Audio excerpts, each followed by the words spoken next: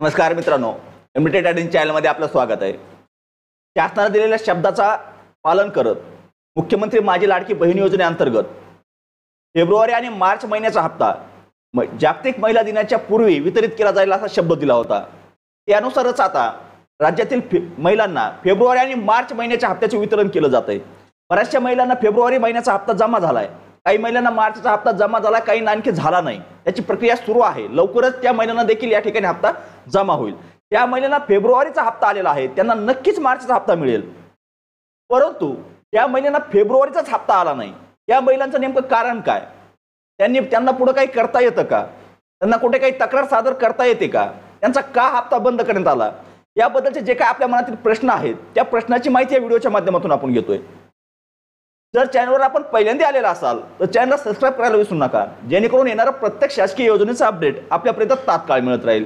तर चला आता मुळात एक गोष्ट लक्षात घ्या, या व्हिडिओच्या माध्यमातून आपण ज्या महिलांना हप्ता मिळाला नाही यांच्याबद्दलची माहिती घेतोय। त्यामुळे ज्या महिलांना या योजनेअंतर्गत हप्ता मिळालेला आहे त्यांना या व्हिडिओच्या माध्यमातून कोणत्याही प्रकारची इन्फॉर्मेशन मिळणार नाही किंवा माहिती मिळणार नाही। त्यांनी हा व्हिडिओ सोडून गेला तरी काही अडचण नाही।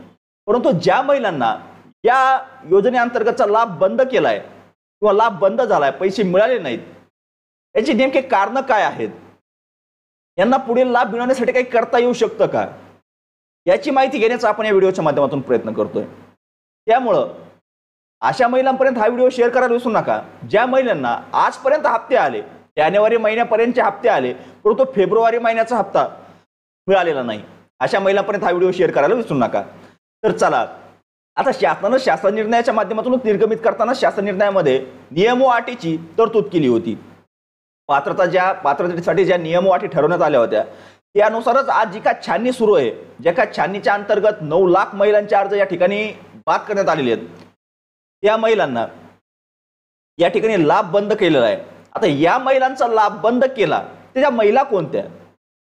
या महिला एक गोष्ट लक्षात घ्या, पीएम किसान शासनाच्या नियम व अटीमध्ये काय होतं, इतर शासकीय कोणत्या योजनेचा लाभ घेत नसावा लाभार्थी, त्यामध्ये तुम्ही पीएम किसानचा लाभार्थी असाल, नमो शेतकरी योजनेचे लाभार्थी असाल, संजय गांधी निराधार योजनेचे लाभार्थी असाल, श्रावण बाळ निवृत्ती वेतन योजनेचे लाभार्थी असाल, शक्यतो ते लाभार्थी या ठिकाणी बसतच नाही, त्यामुळे त्यांचा काही विषय येत नाही। परंतु या 3 गोष्टींमध्ये जर तुम्ही इतर योजनेच्या अंतर्गत जर लाभ मिळवत असाल, कोणती एखादी पेन्शन मिळवत असाल तर तुम्हाला या योजनेतून वगळलं जाणार हे 100%। त्यानंतरचा विषय, कुटुंबातील सदस्याचे एकूण उत्पन्न वार्षिक उत्पन्न 2.5 लाख रुपये असावे।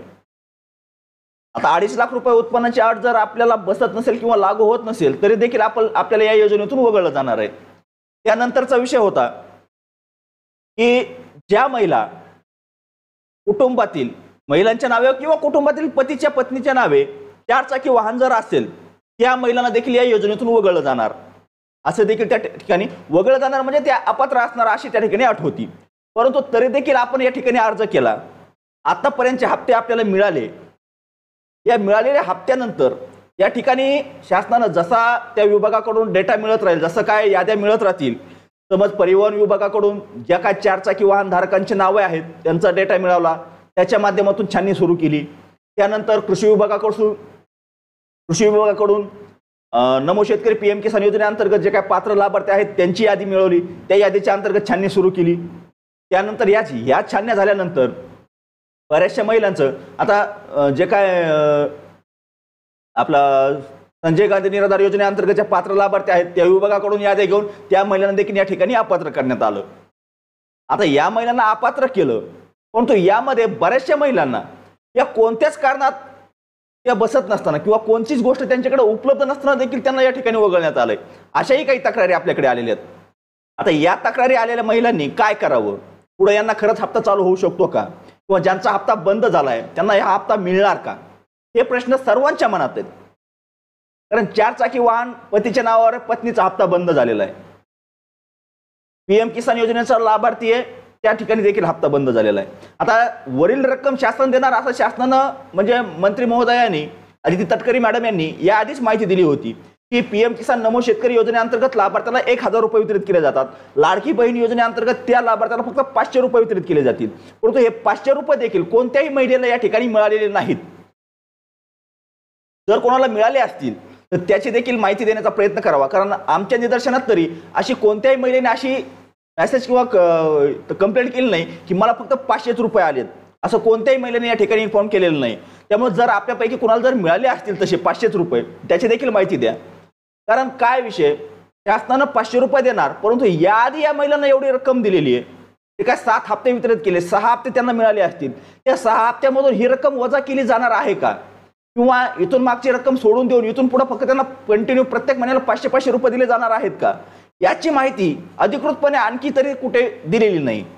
त्यामुळे यांना कसे पैसे मिळणार, 500 रुपये मिळणार की काहीच नाही मिळणार किंवा काय होणार, 500 रुपयाचा विषय. उर्वरित रक्कम जी शासनानं देण्याची घोषणा केली होती ती रक्कम देणं अपेक्षित आहे, परंतु मागील रकमेमुळं ही तेवढी जी काय रक्कम एक्स्ट्रा मिळाली आहे त्यातून ही वजा करून नंतर त्यांना हप्ते चालू केले जातील, किंवा कंटिन्यू त्यांचे हप्ते बंदच केले जातील, किंवा मागची रक्कम सोडून देऊन कंटिन्यू त्यांना 500 रुपये प्रति महिना दिला जाईल, अशी कोणतीही माहिती या ठिकाणी उपलब्ध नाही. त्यामुळे त्या महिन्यांना हप्ता कधी मिळेल, काय मिळेल याबद्दलची आपण चर्चा सध्या टाळतोय. परंतु काही महिलांच्या नावावर वाहनही नाही, नमो शेतकरी पीएम किसान योजनेचा लाभार्थीही नाहीत, आणि संजय गांधी निराधार योजनेअंतर्गत देखील लाभ घेत नाहीत, तरी देखील त्यांना फेब्रुवारी महिन्याचा हप्ता मिळालेला नाही. या महिलांचं नेमकं कारण काय असावं, तर ज्यावेळी विभागाने प्रत्येक विभागाकडून याद्या मागवल्या, या याद्यामध्ये तुम्ही अर्ज करताना देखील तुमच्या लक्षात असेल की तुम्ही अर्ज करताना फक्त पतीचं नाव आणि आडनाव एवढीच गोष्ट दिली होती. मग बऱ्याच ठिकाणी अशा गोष्टी निदर्शनात आल्यात, त्या नावाची दुसरी व्यक्ती असल्यामुळं आणि त्या दुसऱ्या व्यक्तीच्या नावावर 4 चाकी वाहन उपलब्ध असल्यामुळं, किंवा विभागाने दिलेल्या यादीमध्ये त्या व्यक्तीचं नाव उपलब्ध असल्यामुळं या महिलेला देखील या योजनेमधून वगळण्यात आलेलं आहे.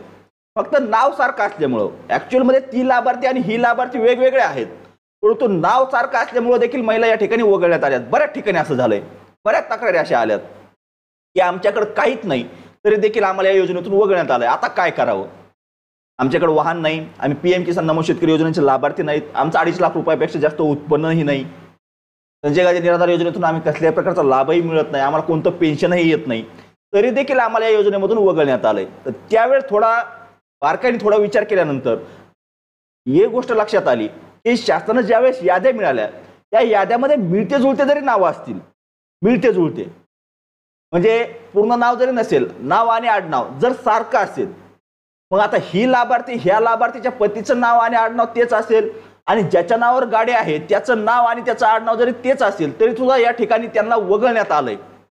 त्या देखील महिन्यांना या ठिकाणी जी काय रक्कम मिळणारी आहे ती रक्कम या ठिकाणी टाळली गेली किंवा त्यांची बंद केली आहे, अशा देखील तक्रारी आपल्या समोर बऱ्याच वेळा आल्यात.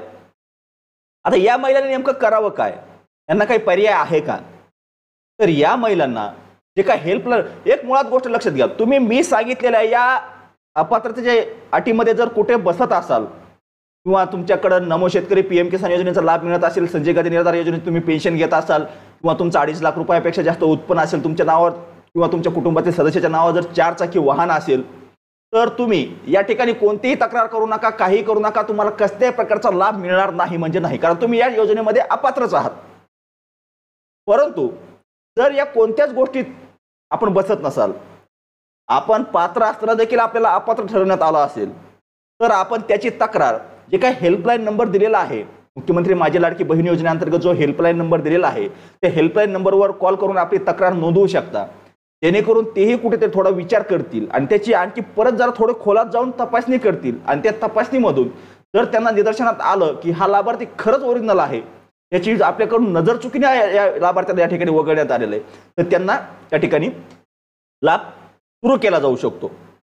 गॅरंटेड मी पण सांगू शकत नाही, कारण आम्ही बऱ्याच महिलांच्या तक्रारी आल्यामुळं विभागाला मेलच्या माध्यमातून माहिती दिलेली आहे, सीएम ऑफिसला देखील मेल करून माहिती दिलेली की अशा गोष्टी काही घडलेल्या आहेत, त्याची फेर तपासणी व्हावी, किंवा अशा यासाठी काहीतरी पर्याय उपलब्ध करून देण्यात यावा की खरंच तीच लाभार्थी आणि तोच व्यक्ती, ज्या व्यक्तीच्या तुम्ही नाव सारखं आल्यामुळं किंवा अशा काही गोष्टी झाल्यामुळे तुम्ही त्या लाभार्थ्याला वगळण्यात आलंय.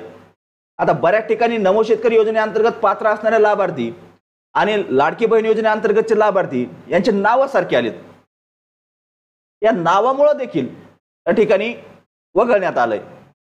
आता एकाच काही ठिकाणी तर अशा गोष्टी सेम नाव आहे, ॲज इट इज नाव आहे, काहीच बदल नाही.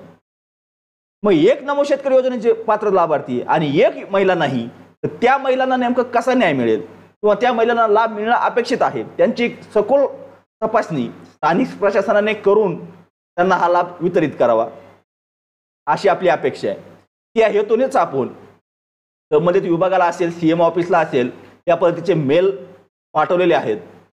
तर तुम्ही देखील अशाच कोणत्या एखाद्या गोष्टी अंतर्गत येत असताना देखील आपला लाभ या ठिकाणी बंद झाला असेल तरच आपल्याला खाली डिस्क्रिप्शनमध्ये देखील हेल्पलाईन नंबर दिलेला असेल त्या नंबरवर कॉल करून आपण आपली तक्रार नोंदवू शकताय. याच्या व्यतिरिक्त आपला काही आणखी प्रॉब्लेम असेल आपले काही तक्रार असेल आपल्याला काही शंका निर्माण असतील आमच्याशी नक्की संपर्क साधा. आम्ही आपल्याला 100% मदत करण्याचा प्रयत्न करू. तर चला व्हिडिओमध्ये दिलेली माहिती जर आवडली असेल व्हिडिओला लाईक करायला विसरू नका आणि जर चॅनलवर पहिल्यांदा आलेला असाल तर चॅनलला सबस्क्राईब करून ठेवा जेणेकरून येणारं प्रत्येक नवनवीन अपडेट आणि आपल्या मनातील शंका याचं निराकरण आमच्याकडून आपल्याला नक्कीच मिळत राहील. तर चला धन्यवाद. आजच्या व्हिडिओमध्ये एवढीच माहिती. भेटूया नेक्स्ट व्हिडिओमध्ये नेक्स्ट पॉईंट सोबत.